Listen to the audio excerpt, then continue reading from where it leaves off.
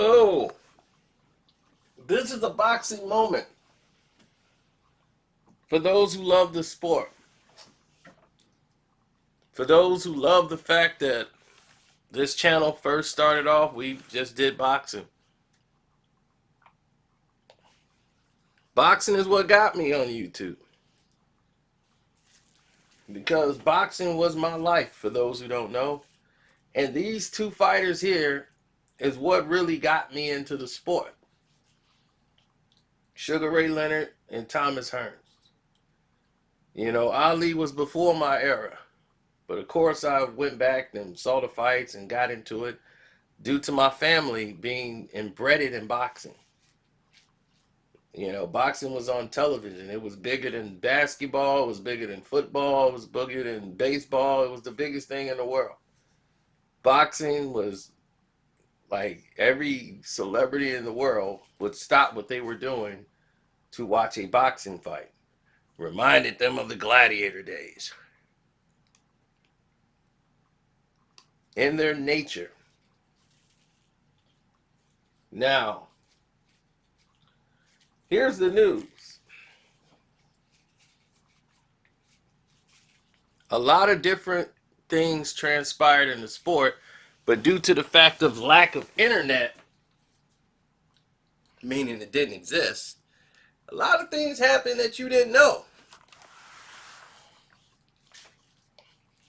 A lot of things happened that I was a little kid. So I wouldn't have really gotten the information back then anyhow. But through research, through talking to people in the gyms, and the people who were there before me, I've learned a lot.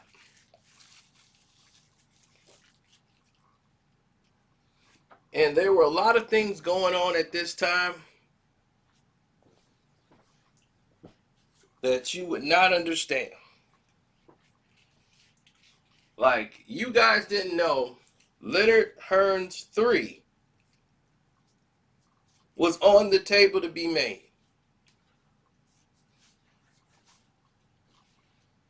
Yep, Leonard Hearns 3.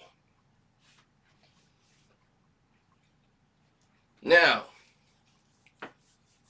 since Sugar Ray Leonard split from Angelo Dundee and went into the Donnie Lalonde fight without his famous trainer, Sugar Ray Leonard, for the first time in his life, was getting bad press. See, they were running the narrative of Angelo Dundee due to the fact Angelo Dundee trained with Muhammad Ali, and this was his guy, you know. So when Ali stepped out, he kind of handed the mantle over to Sugar Ray. And for the first time ever, the welterweights were representing boxing. Sugar Ray became the big money draw in the heavyweight division during the Larry Holmes era. All the eyes were on Sugar Ray Leonard in the welterweight division. You know, I remember watching Bumpus and James the Heat Kinchin fighting on national TV.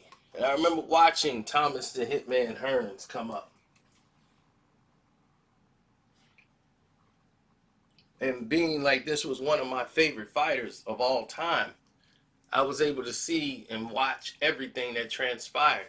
And family being from Michigan and we're in Chicago, we just adopted Sugar Ray Leonard. Our family did. I stayed with Detroit.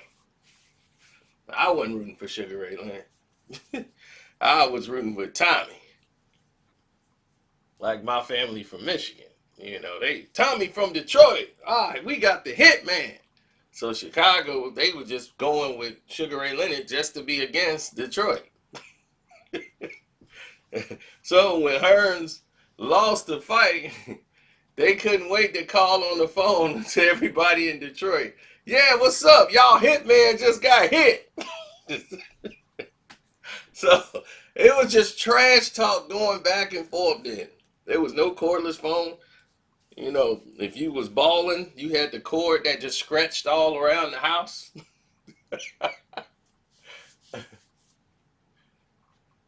Oh man. Yeah, those were the good old days. So with that being said, the boxing game started to take a turn. After that epic fight of Hearns and Leonard, Sugar Ray Leonard suffered a retina injury. And would you know, Sugar Ray Leonard retired after his last fight in 1997. Sugar Ray Leonard only fought 8 times after that. Since 1981, he's only had 8 fights. Probably didn't know that, did you? You would think Sugar Ray Leonard was in the ring still competing because you guys were too young or wasn't even born yet. So you guys didn't even know he only fought 8 times after that fight in 81, which was really his coming out party of his biggest monetary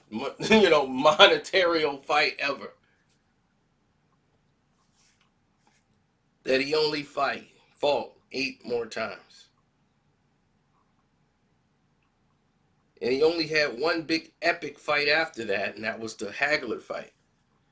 The rematch with Thomas Hearns drew some interest because they remember the first fight. So they were going to check it out, but they didn't think they were going to see the same flair and the fire that they had the first time around. They think, okay, well, that just passed. So going into this fight, there's no Angelo Dundee. Sugar Ray Leonard just won 2 world titles in one fight, beating Donnie Lalonde, where he looked rusty early, then came back and won in spectacular fashion. Closed the show. Now, going into the fight with Hearns, the same remedy happened. He got off to a slow start, got dropped, and just like the Donnie Lalonde fight, got dropped in the 3rd round, got up. But then he got back in the fight. And he hurt Tommy, had a big, 6th round, caught him with a left hook, and had a big 6, start coming back in the fight, made it interesting. Then he got dropped again in the 9th round or whatever. And 9th or 10th round, Tommy caught him with 2 right hands. And Ray went down, and right then and there was like, Tommy got him. Fight's over. But in the last round, Tommy hurt Ray again. Start coming after Ray. Ray weathers the storm. Ended up hurting Tommy in the process with a body shot and came back up top. Tommy was wobbly. Tommy's Hearns held on and got to the bell. And they gave the fight a draw. Had one judge scored the round at 10-9 round. Hearns would have won. One judge thought Ray Leonard won at 10-8. Even though negating the fact that Tommy hurt Ray in the same round, he decided Ray did enough to make it a 10-8. And that made the fight a draw. That's a fight that Sugar Ray Leonard says, look, I lost that fight. That's Tommy's fight. So in my mind, we're 1-1. And Ray felt like this because he said it took me years to accept that. But yeah, I lost that fight. Tommy had his number that night. Now that's big for a fighter to do because fighters have a hard time accepting the fact that they lost. But here's what you didn't know. In the next coming of years, things started to change as Sugar Ray Leonard, who was always trained by his original trainers who was there when he was in the Olympics. Emanuel Steward was there in the Crunk gym and was going to be the head trainer for Sugar Ray Leonard, many people thought, when he used to train in the Crunk gym. And he used to spar against all these guys, like Aaron Pryor and all these other fighters from the Crunk. Ray Leonard would come there and do his thing, but politics led to the fact that Angelo Dundee would be the head trainer. Meanwhile, Merg and all the other guys who really trained Sugar Ray Leonard, they were just the assistant trainers. And Angelo Dundee, he was there to be just the voice and come up with the game plan and everything. So they loved this. This was their Rocky Mick situation, that old trainer that didn't seen it all. You know, they play this narrative throughout. And, you know, he's known for the iconic, "You're blowing it, son. You're blowing it." And then that motivated Ray Leonard to come out and and you know that just became like infamous. You know, Angelo Dundee, "You're blowing it, kid. You're blowing it." You know, they play off these narratives. So now that became the iconic thing. Ray was inspired by Angelo Dundee's words. You know, they got to do that. So Hank and them, who've been training Ray since, since the beginning of time, they never got any credit. So when he was gone, you know, oh, this is the first time ever Sugar Ray Leonard ever spoke up for them. So, and you could see that interview, and he just said, "Look, it's time to move on with my career, but these guys are the guys that really trained me." So after the Hagler fight, you know, Dundee wanted more money. And then Ray's looking like, "I'm not paying you no more money." And that was that. He split with Angelo Dundee as he decided to extend his career. He beat Donnie Lalonde. He got a draw with Tommy Hearns in June of '89. And that turned into something else. The third bout. And in this third bout, people are saying, "Oh man, this fight was exciting. These guys have slowed down just enough to make it an exciting bout. I didn't think we were going to get this kind of fight out of Ray Leonard and Tommy Hearns. This was exciting. There's a lot here." So after the Donnie Lalonde comeback victory, beat the Golden Boy Donnie Lalonde, the Hagler split decision, he got these big. Sugar Ray Leonard was the biggest thing going. So to get the draw with Tommy Hearns, the next fight was going to be even bigger. Tommy wanted this fight ran right back immediately. He didn't want to wait. So they were like, "Well, what's going to happen is Ray's going to take a fight in between. He's going to fight Duran. Then early in 1990, you know, we'll do it like, you know, about April, May, June, around that time. You know, we'll do it in 1990. So just get a tune-up fight in between. He's going to fight Roberto Duran. They're going to do their third fight, this, you know, the split, to break that up, and then he's going to fight Thomas Hearns right after that. So this is the plan that they already have in place. Now, for some reason, they decided to open up a new place called the Mirage, where there's going to be outdoors. And they were going to have this fight in December in Las Vegas. Well, actually, Paradise, Nevada.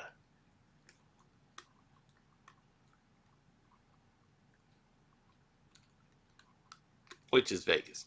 But, but anyway, now that they're having this fight, at the Mirage. It's outdoors. It's still December. So it was freezing cold, bitterly cold on December the 7th. And people don't know how desert cold is. It's cold. It was like people out there had on jackets and coats.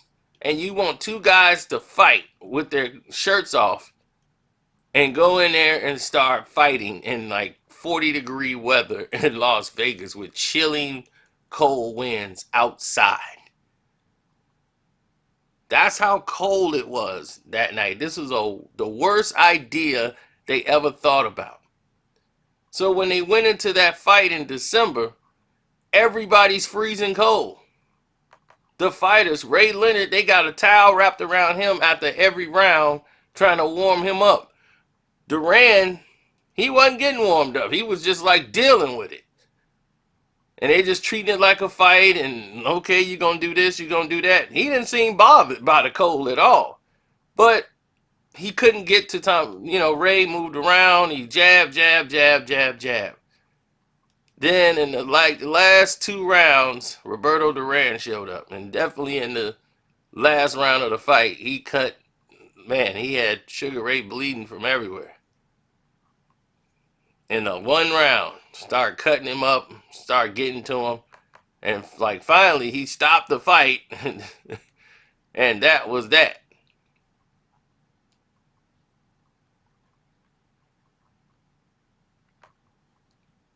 Now,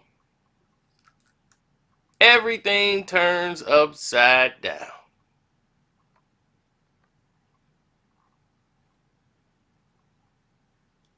They say, well, this is what we want you to do. Take one fight, stay active, then we can get you back in that ring and let's go in April against Sugar Ray Leonard. Hearns is with it. Hearns is like, okay, this is where we need to be. I need to go ahead and, do what I do here and get this going. So they went ahead, did what they had to do, and right off the bat, you saw Sugar Ray Leonard's team was not too confident after the Duran fight, and he got cut. Ray Leonard was really paranoid about getting in the ring again with Thomas the Hitman Hearns. So at this time, he's talking behind the scenes with Emanuel Steward, who's the longtime trainer of Thomas the Hitman Hearns, his biggest fighter. And he's like, I'm thinking about taking the whole year off and rethinking my training for this fight because I should have beaten Duran a lot better than what I did. And that fight didn't go right. Now I think I'm doing something wrong. So I need more experienced trainers in there for my game planning. So he wanted Emanuel Steward. And he's hearing rumors that Tommy and Emanuel are stressing over finances of money and who's going to represent Tommy and all these different things and train them for the fight. So these things are coming full circle, during like 1990 because they couldn't get the fight going. So Michael Olajide became Thomas Hearns' opponent. And Tommy Hearns ended up beating him by unanimous decision. So as this went on, Thomas Hearns and Sugar Ray Leonard are at a standstill with making a fight. They were like, okay, we'll get this fight going at the end of 1990. It didn't happen. Ray Leonard felt he didn't have enough training to be ready for the fight and didn't want to fight for the WBO championship at the time. Hearns is upset because Hearns was waiting around for Leonard, which kept him out of the ring for almost a year, waiting to get the fight done, and it never happened. And the fact was, Ray was really trying to get Tommy a little more rusty before he get into the bout with Thomas Hearns again. That was his strategy. That didn't work. So he decided, you know what? After my next fight, then I'm going to go and get Emanuel Steward, who trained Thomas Hearns. Because at this time, Tommy is like, look, I'm not going through this. So Emanuel Steward and Sugar Ray Leonard had worked out a deal where he was going to be working with Sugar Ray Leonard. He had worked out a deal which was not finna sit well with Thomas Hearns at all, because he had no knowledge that this was going on. So him and Emanuel got into a huge argument over the fact that he would go and even entertain training Sugar Ray Leonard, because it's big money for Stewart for doing this. Ray had worked it out. So he was going to leave Tommy to go over and train with Sugar Ray. And he was like, I'll train both of you guys because it doesn't look like you guys are going to ever do the fight again. He was like, no, we're going to fight again. If Ray is still fighting and I'm still fighting, the fight is going to happen. And you're going to be on the other side? that didn't sit well with Tommy. So they got into a real big thing. And unfortunately, all of it came to a halt anyway, because terrible Terry Norris, who he went into a fight with in 1991, Emanuel Steward knew. He was like, you're going to need me in your corner for that fight. That fight is entirely too dangerous. And you're fighting and defending your title because they told you this is who you got to defend it against. The light middleweight championship had to be defended. Ray Leonard had been out of the ring since December of '89. They can't keep giving him passes. He's got to defend it against the #1 contender, who was terrible Terry Norris. They's like, either you give us a big fight against Thomas Hearns now, or we don't know. We can't keep saying you're the champion and you're not. See, this is back in a different era now. Now they just say, you're the super duper champion, Ray, so whenever you come back, you got a belt. You know, this is back then when it's like, look, we know you Ray Leonard. We done gave you a pass for a whole year. Now you can't hold the belt hostage no more. So being out of the ring for over a year since the Roberto Duran fight, holding off trying to make the Thomas Hearns third fight and trying to steal Emanuel Steward from Thomas Hearns, Sugar Ray Leonard goes into a fight with terrible Terry Norris where he loses every round for 12. It was the worst defeat of his career, where it was just unanimous that he had lost the fight. And the announcers, they were so excited because they thought Ray Leonard the whole fight was setting a trap. Oh, this is going to be beautiful. He's setting a trap for this young man. This young man doesn't know what's going to happen right now. He don't know what's going on. We've seen this before. Ray Leonard is setting a trap. Oh, this is going to be great. You guys are watching at home, watch this. I'm like, I don't think this is a trap. I think he just getting his brains beat in. And he looked like a shot and defeated fighter. And then they were like, I think this is the end for Sugar Ray. And they basically retired Sugar Ray themselves, the media. So long, Sugar. I mean, in Sports Illustrated, they pretty much write the title, and whatever the title was is what the people thought. So long, Sugar, at last. Like, he was gone. So he retired right after that fight and was gone for like 5 to 6 years. Then he came back against Camacho and lost that fight because he was going to come back and fight